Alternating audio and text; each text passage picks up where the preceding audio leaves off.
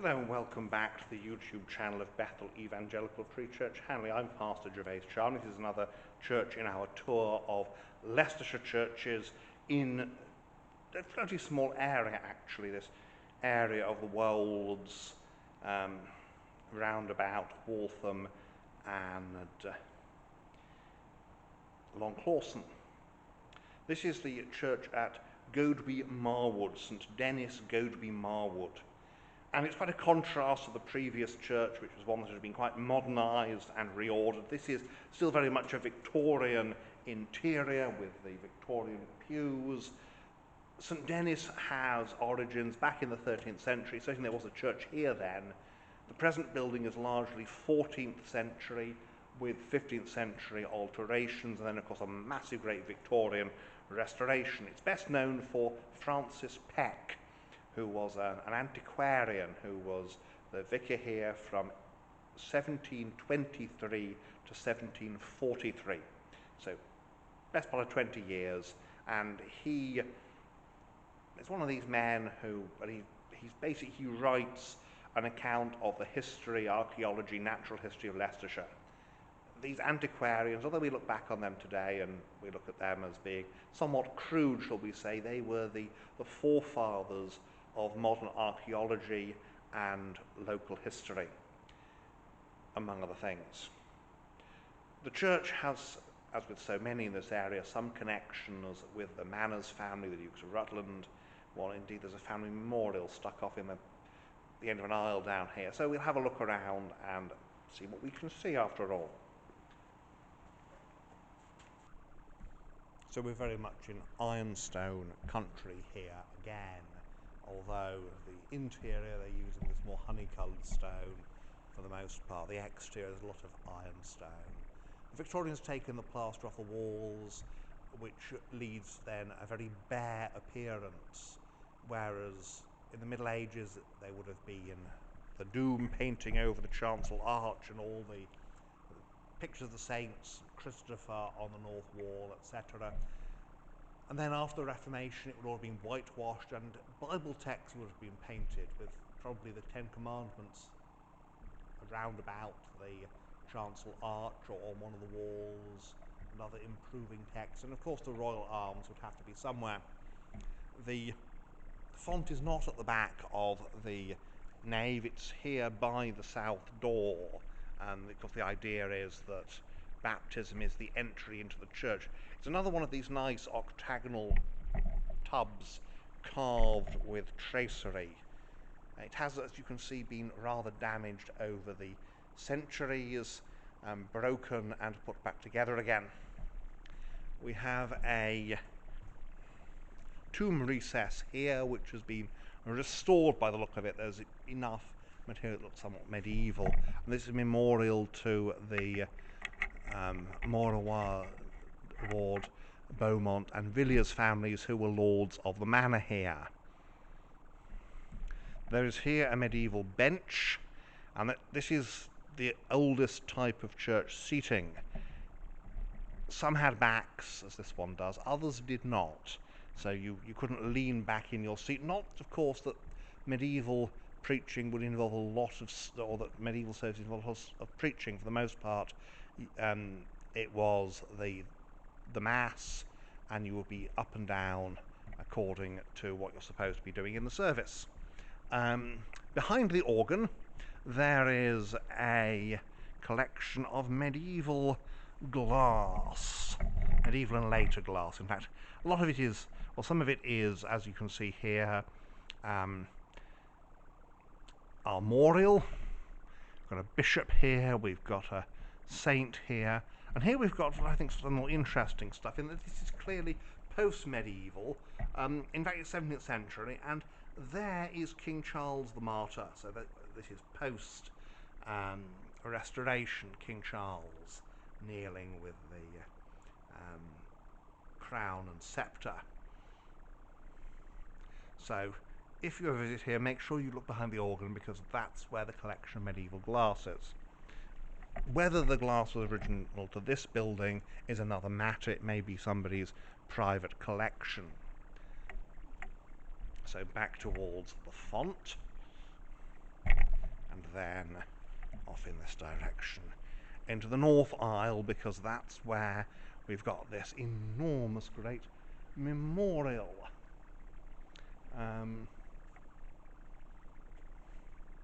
There's another one of these medieval benches. Again, they do look like they're supposed to have backs. It's similar, but a bit, well, but different, similar to, but different from that at Croxton Kerrill, where you've still got the medieval seating in the nave. This is a memorial to the Reverend Edward Manners, who, of course, as the name suggests, was a member of the family there, of the Manners family, the family of the Dukes of Rutland, and he was the rector of this parish. And there's a memorial to his wife, who died in 1830, aged 45. Now, there is a list of incumbents, so let's just back up here. A list of incumbents, yes, Edward Manners, M.A., is the rector, 1825 to 1856. John Warren was presented in 1758 and then 1756 rather, and then promptly died before being instituted, which was always a possibility. This, of course, necessitated starting the whole presentation process all over again, because, well, the fella had the poor Manners to die first. Here is Edward Manners Memorial. It's just, that's a different Edward Manners, rather. That would be the father, I suspect, of Edward Manners, who's the rector here. And here we have the, although the pulpit is Victorian, the backboard of the 17th century one is intact. 1604, hear the word of the Lord. Of course, spelling was a bit more flexible there, so here in this case means hear in the sense of listen to, not in the sense of here is. We have the chancel, note no stained glass, and before the communion rails we have the 1977 Silver Jubilee kneelers for the late Queen Elizabeth II. And more of these medieval benches. The aisle here is the Witch Memorial Chapel, so various members of the Witch family, these very nice Georgian memorials. This is a typically Georgian epitaph here. Here near this place lieth the body of Peter Witch, Esquire. He died November the 1st, 1763, the 50th year of his age. Reader, imitate his virtues and forget his faults. His virtues were such as rendered him useful to society, beneficial to mankind, and happy in himself. His faults, whether public or private, were such as fully proved the frailty of human nature to be the source of human errors. As he lived, so he died, an example worthy of imitation. Fairly typically, of course, not much reference to Christianity. Compare and contrast here the memorial to Master Peter Witch, who died January the 16th, 1757, aged 15 years and 10 months. In his disposition he was truly amiable, always attentive to instruction, and for his years had made a considerable progress in learning. His illness, though acute and of long continuance, he bore with resignation, as a Christian ought to do, never known to despair nor to repine in his afflictions. Through the merits of his Saviour he ever relied on the mercies of the Almighty, and being now delivered out of the miseries of this life, rests in hopes of being received into that where none, that is, no miseries, are to be found. So there's a bit more Christian there, not just this. He was a jolly good chap. And here we have John Witch, lieutenant in the 2nd Troop of the Horse Guards, the youngest son of Peter Witch. He was a youth of an open and generous temper, of an amiable disposition and improving judgment. He gave the fairest hopes of answering the designs of a good and religious education and becoming an ornament to his profession and country. He had scarcely showed the plan of a just character of the world when death, which makes no distinction between young and old, cut off, cut him off in the prime of life to be mourned by his friends who loved him, regretted by his soldiers who respected him, and lamented by all that knew him. Let this example of mortality be useful and instructive. He died of a violent fever, December the 14th, 1769, aged 24. So 3 very different memorials to members of the Witch family, whose big house stands north of the church. And here we have the priest's door there, and these big 15th century, big perpendicular windows. So it's a very interesting building. The witches are in fact buried under the chancel, which is, I mean the witch family, of course, not the other sort. Nice roof again, that is medieval. Clerestory added, as they mostly were, in the 15th century. So that is the inside here. Oh yes, and of course the organ. It's always nice to have a nice big organ here. And this is what remains of, this would have been the stairs up to the rood loft. And here the war memorial. Now, we've got here a memorial to the 1914-18 war, and then we have Peter Ronald Fitton, 45 Commando Regiment, 11th of June 1982, the Falklands War. Remembering that while there's been no massive wars, there's been no World War since, there've been plenty of other wars. So that, and there's the chancel, nice and light. So that's the inside here at Goadby Marwood. So here we are outside at St Denis, Goadby Marwood, and you can see again this typical medieval church design, the tower, the nave, the chancel. Most medieval churches in Britain are this style. The 2 most important parts, of course, the nave, that's the people's part, and the chancel, that's the priest's part.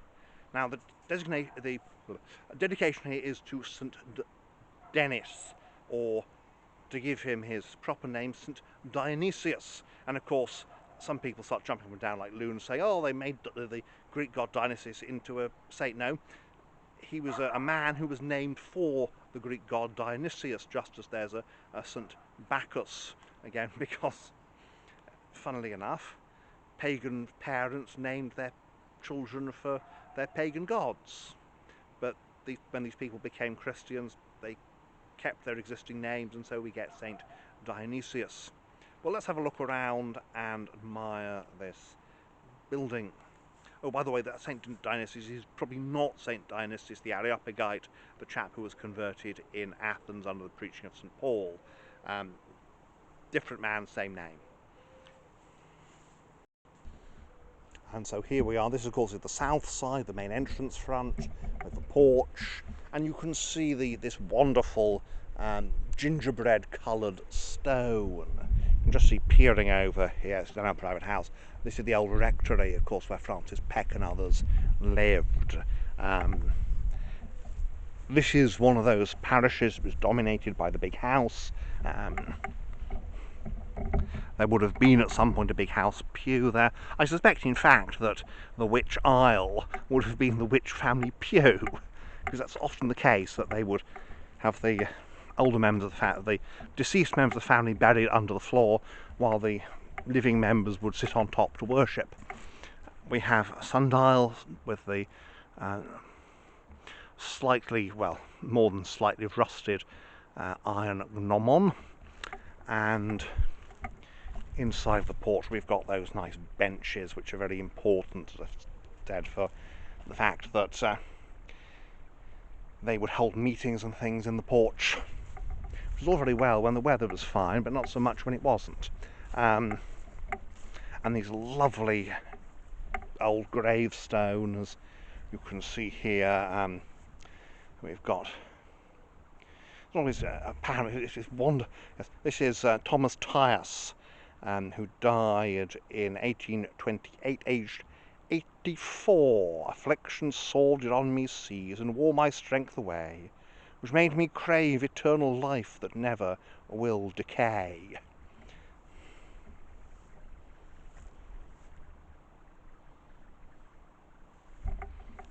You can just see there, that's the big house peeping around the tower. It's a really nice tower. You can see the gargoyles there.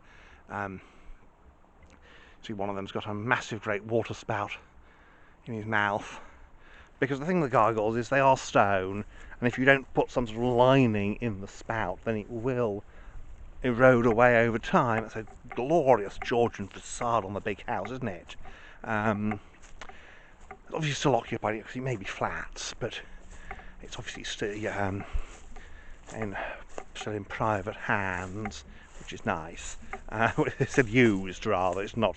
And because so often these big houses, they got knocked down, so better divided up or something like that, and still used as this one is. It's a beautiful Georgian facade. I mean, look at that. And you can see they've got their own gate that leads, and their own path, and the north door was the big house entrance. And it wasn't, oh, we don't want to mix with the peasantry. It's just, well, we live on the north side of the house, why not? That's just something would not be allowed today. It's rather twee, isn't it? It's clearly a memorial to a child, though, so we cut them some slack, cut them quite a bit of slack. And a child receiving the crown of life there, that fadeth not away. But you can't read it, there's too much lichen on the plinth. But probably connected with the big house, just because of the location. And there we have the north side. You can see there's the outside of the Witch Isle, which of course is a pun intended, an isle on the chancel. Chancel isles are relatively rare, but they can be quite useful. So that obviously is an addition to the building. So we'll just squeeze round the east end and back round to the south, because you can get round the east end here. The village is at the end of No Through Road, just down from Waltham on the Wolds. It's all very nice here, close to Belvoir Castle. Very much got a smart area now, but very much also a good sort of holiday area, because this is where there's a lot of attractions and that sort of thing. So there we go, Goadby Marwood, St Denis. So that's St Denis, Goadby Marwood.